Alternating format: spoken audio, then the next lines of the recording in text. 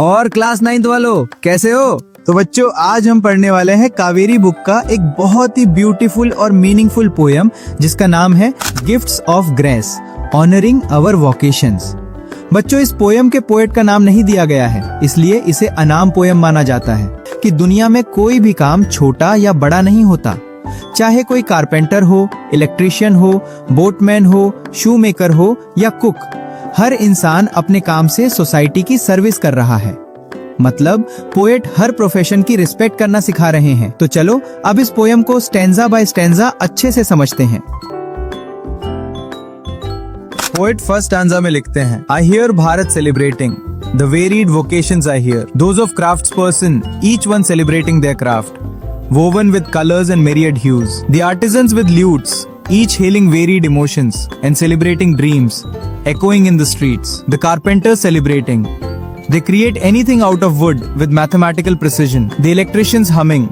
They get ready for work. Work with cables and wires to brighten our lives. बेटा, poem की शुरुआत ही बहुत interesting तरीके से होती है।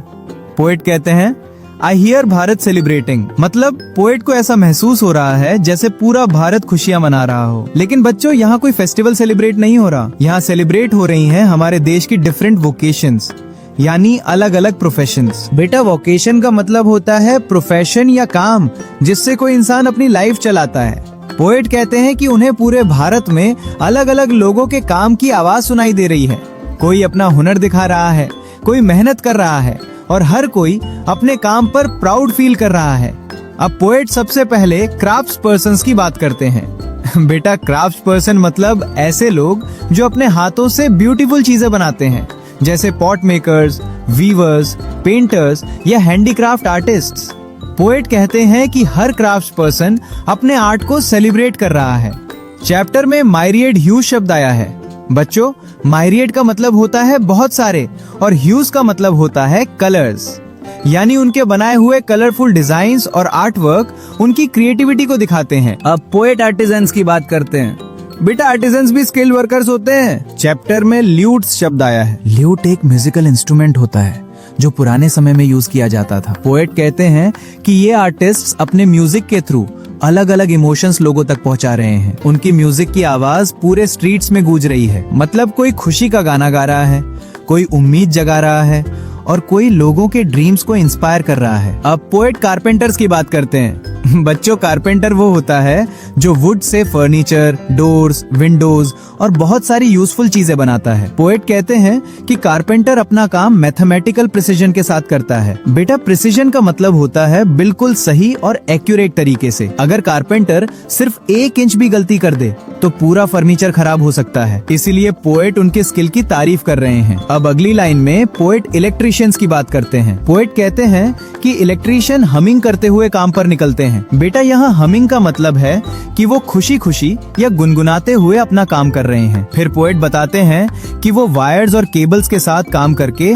हमारी लाइफ को ब्राइट बनाते हैं। अब बच्चों यहाँ ब्राइट का मतलब सिर्फ लाइट जलाना नहीं है।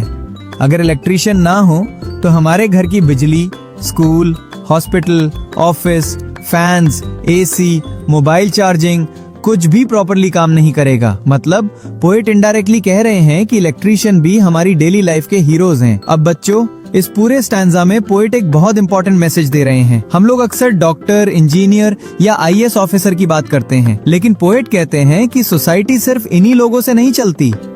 एक कारपेंटर, इलेक्ट्रिशियन, आर्टिस्ट और क्राफ्ट्स पर्सन भी उतने ही इम्पोर्टेंट हैं। अगर इनमें से कोई भी अपना काम करना छोड़ दे तो हमारी डेली लाइफ पर बहुत बड़ा इफेक्ट पड़ेगा। इसलिए हमें हर प्रोफेशन की रिस्पेक्ट करनी चाहिए क्योंकि हर इंसान अपने काम से सोसाइटी को बेटर बना रहा है। पोएट नेक्स्ट स्टैंजा में लिखते हैं, the boatman gathering their nets from the shore, sailing and singing while at work, return to tell the tales of life at sea, the shoemakers affirming the quality of their work, for the feet that walk, dance, run, jump, return home, the delicious singing of the cook, or the rhythm of designer, mason, each celebrating what belongs to them and to none else. The voice of their vocation is the voice of their identity. I hear Bharat celebrating.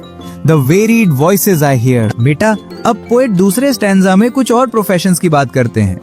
सबसे पहले वो boatman यानी नाव चलाने वाले लोगों की बात करते हैं। पोएट कहते हैं कि बोटमैन पूरे दिन समुद्र में मेहनत करने के बाद अपने फिशिंग नेट्स यानी जाल लेकर वापस किनारे आते हैं। लेकिन बच्चों ध्यान देना, पोएट सिर्फ उनकी मेहनत की बात नहीं कर रहे। वो कहते हैं कि बोटमैन काम करते समय गाते भी हैं और जब वापस आते हैं तो समुद्र में बिताए हुए अपने एक्सपीरियंसेस लोगों को सुनाते हैं। मतलब उनका काम सिर्फ मछलियां पकड़ना नहीं है, बल्कि उनके पास जिंदगी के बहुत सारे अनुभव भी होते हैं। बच्चों सोचो, समुद्र में कभी तेज तूफान आता होगा, कभी बड़ी मछली मिलती होगी, कभी कोई मुश्किल सिचुएशन आती होगी। यही सारी स्टोरीज वो लोगों के साथ शेयर करते हैं। पोएट यहाँ उनकी मेहनत के साथ साथ उनके एक्सपीरियंस की भी रिस्पेक्ट कर रहे हैं। अब पोएट शू मेकर्स की बात करते हैं। बेटा, शू मेकर मतलब जूते बनाने वाला। पोएट कहते हैं कि शू मेकर्स अपने काम की क्वालिटी पर पूरा कॉन्फिडेंस रखते हैं। चैप्टर में अफर्मिंग शब्द आया है। बच्चों, अफर्मिंग का मतलब होता है पूरे विश्वास के साथ कहना या भरोसा दिलाना। मतलब शू मेकर इतने अच्छे शूज बनाता है कि उन्हीं शूज को पहनकर लोग चलते हैं, दौड़ते हैं, नाचते हैं, कूदते हैं और दिन भर का काम करके सुरक्षित अपने घर वापस आते हैं। सोचो बच्चों, अगर शूज अच्छे ना हो तो चलना भी मुश्किल हो जाए। इसलिए पोएट हमें समझा रहे हैं कि एक शू मेकर का कंट्रीब्यूशन भी हमारी लाइफ में बहुत बड़ा होता है, बस हम अक्सर नोटिस नहीं करते। अब पोएट कहते हैं the delicious singing of the cook. बच्चों, यहाँ एक बहुत इंटरेस्टिंग एक्सप्रेशन यूज किया गया है। कुक खाना बनाता है, गाना नहीं गाता। फिर पोएट ने डिलिशियस सिंगिंग क्यों लिखा? बेटा, इसका मतलब ये है कि जब कुक प्यार से खाना बनाता है, बर्तनों की आवाज आती है, खुशबू फैलती है, तो पोएट को ऐसा महसूस होता है जैसे कोई मधुर गाना चल रहा हो। मतलब पोएट कुकिंग को भी एक ब्यूटीफुल आर्ट मान रहे हैं। इसके बाद पोएट डिजाइनर और मेसन की बात करते हैं। बच्चों, डिजाइनर वो होता है जो नई नई डिजाइन्स बनाता है और मेसन यानी राजमिस्त्री जो ईंट और सीमेंट से हमारे घर, स्कूल, हॉस्पिटल और बिल्डिंग्स बनाता है। पोएट कहते हैं कि ये सभी लोग अपने अपने काम को पूरी ईमानदारी और खुशी से करते हैं। हर इंसान का अपना अलग टैलेंट होता है और वही उसकी सबसे बड़ी पहचान बन जाता है। अब स्टैंजा की सबसे इम्पोर्टेंट लाइन आती है, the voice of their vocation is the voice of their identity. बेटा, ये पूरे पोएम की सबसे इम्पोर्टेंट लाइन है। इसका मतलब है कि किसी भी इंसान का काम ही उसकी पहचान बन जाता है। अगर कोई टीचर है तो लोग उसे उसकी टीचिंग से जानते हैं। अगर कोई डॉक्टर है तो उसकी पहचान उसके इलाज से होती है। अगर कोई कारपेंटर है तो उसकी पहचान उसके बनाए हुए फर्नीचर से होती है। यानी इंसान की असली पहचान उसका प्रोफेशन और उसकी मेहनत होती है। और आखिर में पोएट फिर से वही लाइन रिपीट करते हैं, I hear Bharat celebrating the varied voices I hear. मतलब पोएट फिर से कहते हैं कि उन्हें पूरे भारत में अलग अलग प्रोफेशंस की आवाजें सुनाई दे रही हैं। कोई लकड़ी काट रहा है, कोई खाना बना रहा है, कोई नाव चला रहा है, कोई जूते बना रहा है। ये सारी आवाजें मिलकर भारत की मेहनत, कला और संस्कृति की खूबसूरत तस्वीर बनाती हैं। बच्चों, पूरे पोएम का मैसेज बहुत सिंपल है। पोएट हमें यही समझाना चाहते हैं कि कोई भी प्रोफेशन छोटा या बड़ा नहीं होता। सोसाइटी तभी स्मूथली चलती है जब हर इंसान अपना काम ईमानदारी से करता है। अगर कारपेंटर, इलेक्ट्रीशियन, कुक, मेसन, शू मेकर या बोटमैन अपना काम करना छोड़ दें तो हमारी डेली लाइफ रुक जाएगी। इसलिए हमें हर प्रोफेशन की रिस्पेक्ट करनी चाहिए।